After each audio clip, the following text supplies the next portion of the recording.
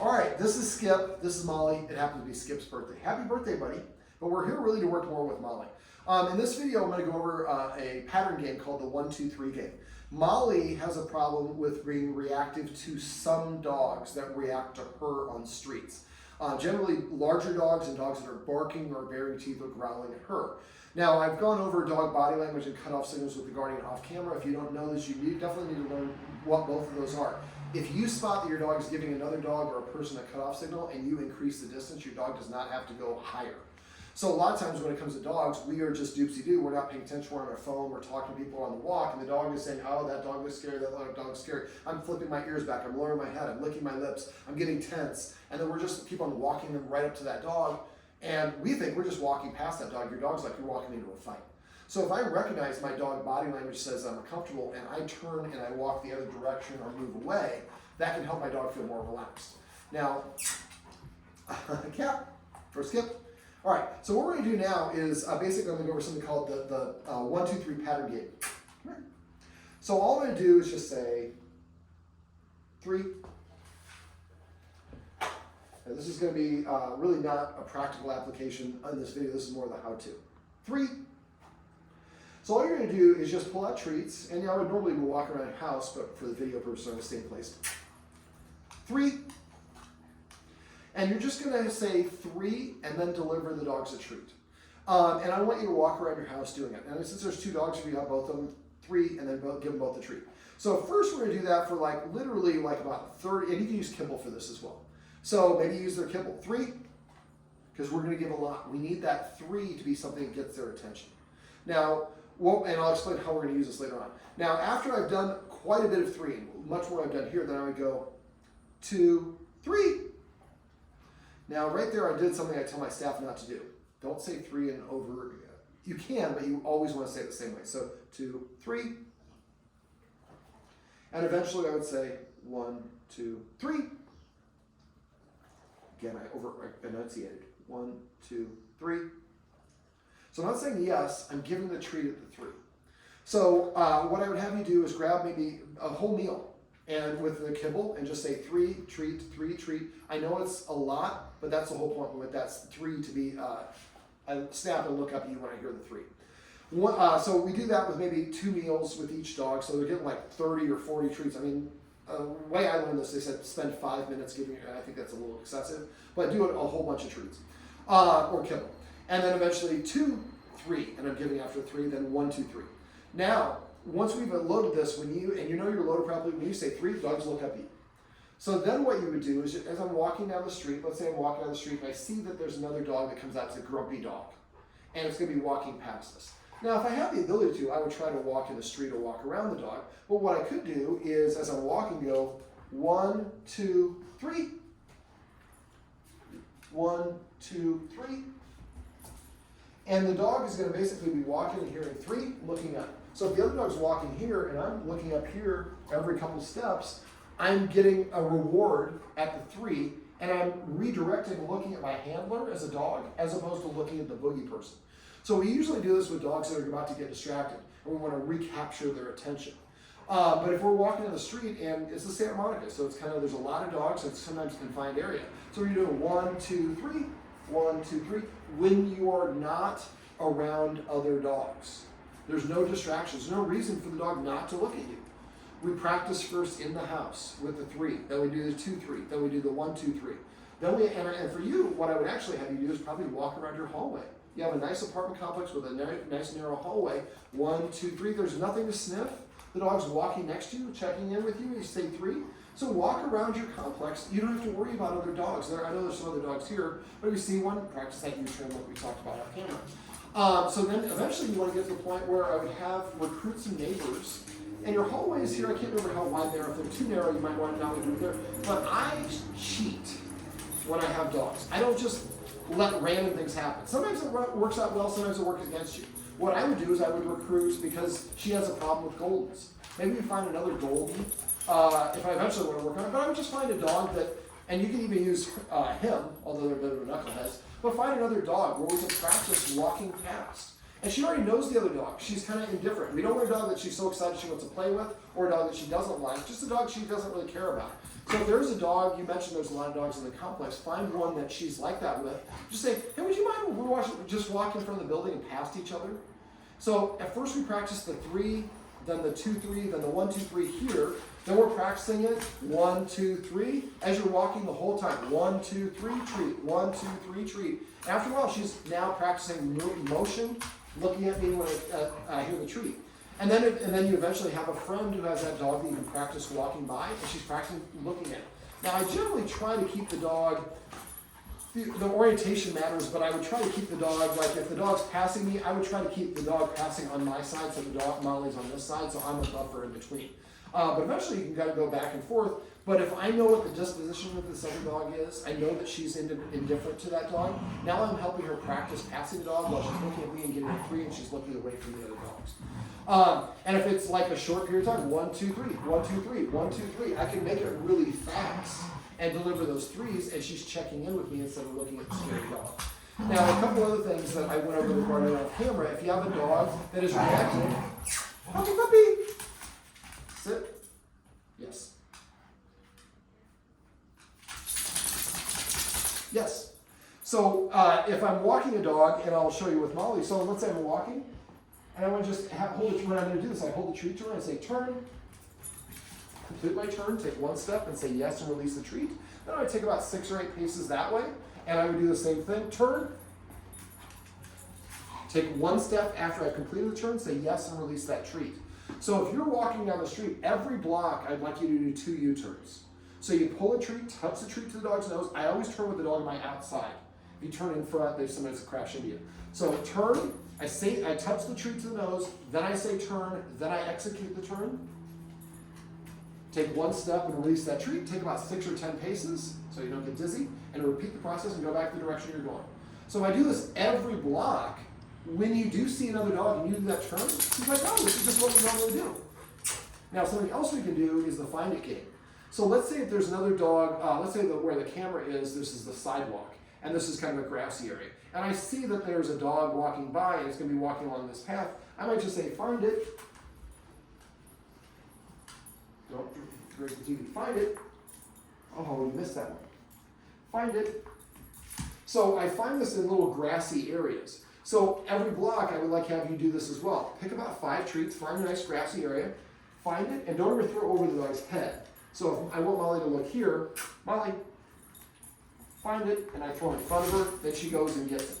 And so this way, if I do get stuck and I don't want to U-turn, and the 1, 2, 3 isn't appropriate, I can just have her doing find it this way, and she's looking this way where the dog is walking behind her, and we give her distraction that she's used to doing, because every block down, you stop and do this find it for 5 times. Normally, I always say the marker word when the dog does the action, but in this case, getting the treat is the action. So these are so this way we're redirecting our dog away from the other dog. Now, a couple of little tips. If you're walking, and Mollie's guardian here does a really good job, I would recommend, I'm guessing she already does this, but if I'm walking, and let's say the sidewalk there's some shrubs, and the street is really close, and it's a choke point, and I see another dog walking towards me, I'm going to defer and ask that person to come first, and take the secondary position, and maybe do the find it game. I don't want to have us hit that choke point at the same time. Confined areas where dogs can be really reactive. And then the last thing is watching her. When you're on a walk, if you watch her and she starts showing those cutoff signals or signs of getting tense and she's looking at another dog, that's when I'm going to do the find it game or whatever. The first indication that she says she's uncomfortable. Most of us wait for the dog to be lunging and barking. At that point, they've been saying no for however long, and now they're hysterical. At that point, you can pull your dog away. I don't like to pull the dog away. I prefer to see it coming first. I redirect the dog's attention with the find it game. We do the 1, 2, 3, or we do the what was the other thing I was going over? Find it, 1, 2, 3 game, or we're just moving her away. And so the idea is I'm recognizing her body language and getting her out of the situation before she needs to address it herself. And that's really key. And if you stack one good walk with no reaction on top of another, after a while, that becomes the better behavior. Now, right there, she just did what's called an anxiety shake. So if she has a little incident or tension or whatever and walks away a little bit, shakes, yes, and pet her. So she understands, yes, that's I like it when you relieve that tension. The other thing is, the last little thing, we went over desensitizing the dog for the harness. She gets really excited when this gets out. So, and this is kind of something I do across the board. Anytime a dog gets overexcited, I stop and ask myself how I can recreate that behavior. Now, right now, I talk to the guardians about not letting this get too intense. This isn't too bad, but puppy, sit, yes, yes. So when they get really aroused, just pull out a treat, ask them to sit, they kind of reset, a little anxiety shake off. If they want to go back to it, that's okay, but you've helped them settle their energy down. Now for her, when the guardian walks over to get the harness, that's when she starts getting worked up. So what you do is practice doing the activity without the culmination of the end of the activity, which in this case is a walk. So instead, the guardian walked over to the closet reached over, picked up the harness, and Molly got excited, so we put the harness back down and sat down. Eventually, after a couple of reps, we went over there, and Molly was staying here. Then we asked Molly to come, and if Molly sits down, then we continue the process of leashing her up. If she doesn't sit down, that's her way of saying, I'm already too aroused. I can't do the easiest thing possible and sit. If you continue forward with your dog after they say that they can't sit, you should expect them not to listen to you. So it's our job as guardians, that's why I call us guardians versus owners, to provide our dog with a safe environment and make sure that we're setting our dogs up for success. If she's all excited when I leash her up and go out, she's just not looking for trouble, but she's going to be much more reactive. If she is nice and relaxed, and we practice leashing her up without going for a walk, then she's kind of more chill. We go on a walk, she kind of, another dog barks at her, maybe she just walks away. Now or just keeps on walking. The last little thing I do is something called click for looks, where if you can find a vantage point where maybe a lot of people are walking their dogs by, and you're not far from Palisades Park would be a good place to do it, just make sure you have an escape route. So what I would do is sit here with Molly, and maybe there's a path in between, like where the camera is, and as soon as Molly looks at the dog, and I'm standing where this post is, and I'm Molly. This is me. So I'm Molly looks, you say yes or click, and she looks to work, and then the treat comes. Puppy, puppy, hey. Sit.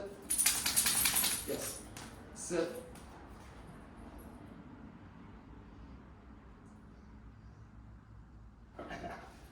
Yes. Sometimes patience is a virtue. Now, if she didn't sit, sometimes they need to practice basic training. Sit, click, treat, walk around your house, sit, just make it easier for her to do that. So what I like to do, if I can find a good vantage point, maybe on Palisades Park or wherever it is, and there's a path in front of us where people are walking their dogs, find a distance where she can sit down. If she won't sit, then she'll always say, I'm not comfortable enough to sit, so I move 5 feet further away.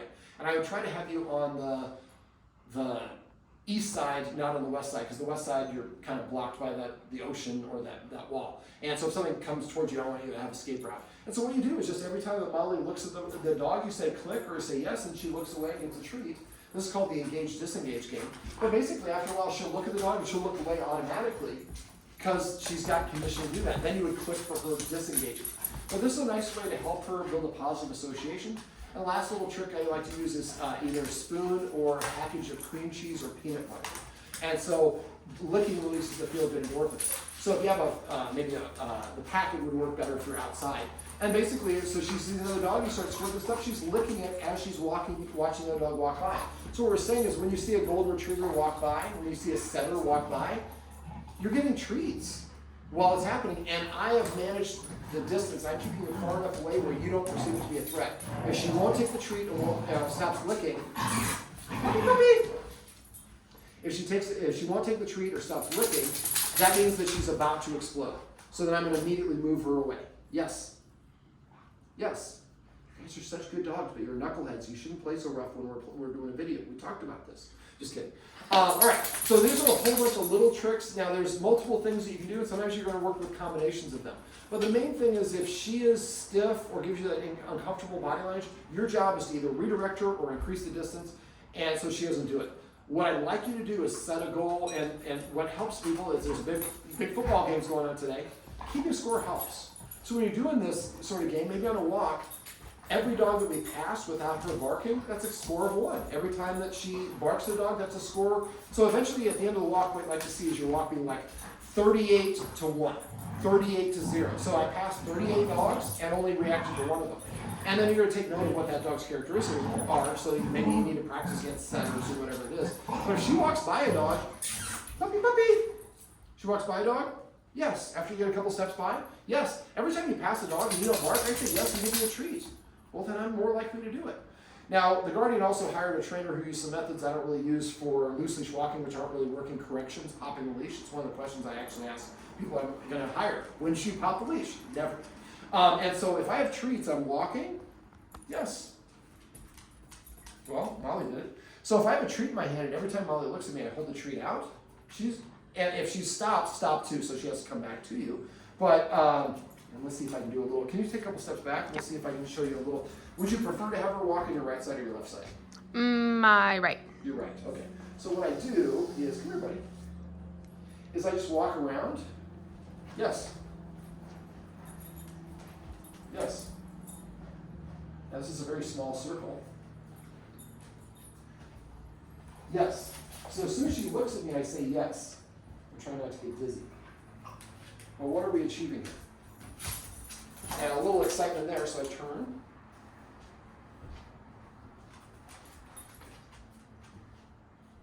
Yes. I'm delivering the treat behind the seam of my pants. Otherwise, I'm kind of learning her to stand in front. But what we usually see is after I do this for a while, the dog just kind of starts following along. Yes. Now, if you ever watch America's Got Talent or whatever, they see a dog walking by and the dog's looking at the person. Usually what they do is when you're doing this, I'm walking like here. Yeah. So when you're delivering the treat, let's get back to our camera presence. When I'm about to deliver the treat, I go. So eventually you can walk and hold the treat on your shoulder, and the dog's like running and stuff, looking up at you. It's waiting for you. So when the treat goes away, actually I should be happy because it means I'm getting closer to getting rewarded. Now, I don't want to get into loose leash walking in this video, it's a little bit longer. So these are some tips and tricks that you can use if you have a dog that likes to get a little bit reactive to other dogs on walk.